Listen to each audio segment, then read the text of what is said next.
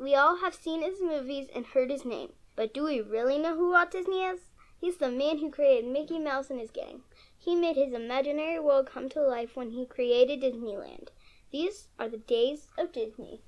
Walter Elias Disney was born on December 5, 1901 to Elias and Flora Disney in Chicago, Illinois. When Walt was 4, his family moved to a farm in Marceline, Missouri. Disney found his love for drawing when one of his neighbors paid him to draw pictures of his horse. Disney also liked trains. He found his love for trains in Marceline. When Walt was 10, his family moved to Kansas City, Missouri. In school, he met Walter Pfeiffer, who introduced Walt to the world of motion pictures.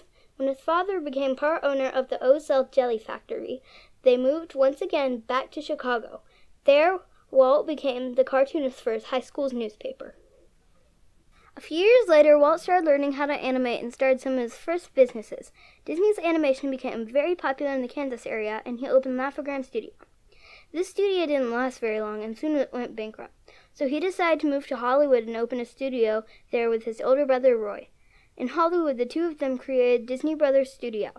Walt had created a series of animated cartoons called the Alice Comedy, starring a live-action actress and an animated cat named Julius.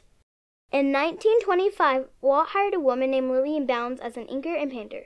Shortly after, she and Walt were married. In 1926, Disney Studios signed a deal to create a new animated series called Oswald the Lucky Rabbit.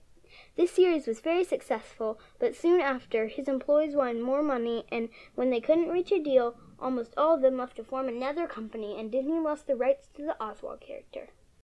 After losing Oswald, Disney needed to create a new character. He based his character on a pet mouse he used to have and named him Mortimer, though he was later renamed Mickey by Walt's wife Lillian. Walt made a few silent cartoons starring Mickey, but he didn't find success until he created his first cartoon with sound, Steamboat Willie. Steamboat Willie was an overnight success, with Mickey Mouse becoming the world's most popular cartoon character. Disney soon followed up with a series of musical shorts called Silly Symphonies.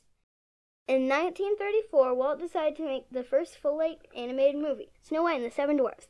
It took many artists, painters, voice actors, and technicians to make, but when it came out in 1937, it was a bigger success than Walt had dreamed it would be.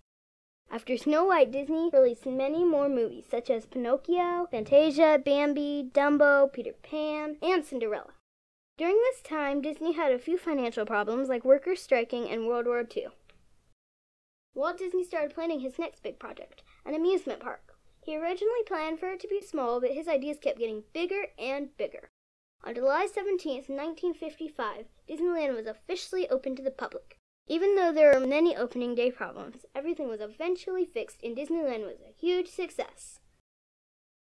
With Disneyland profits, Disney was able to expand in new areas such as television and live-action movies, including Mary Poppins. In the late 60s, Walt started planning Disney World and Epcot, the World of Tomorrow. But sadly, in 1966, Walt died of lung cancer. The last words he said to his workers was, "Keep up the good work, boys," which surprised them, since Walt had never complimented them. Walt was the guy who had the big imagination. He made Disneyland and Disney World and created some of the most beloved movies of all time. These are the days of Disney.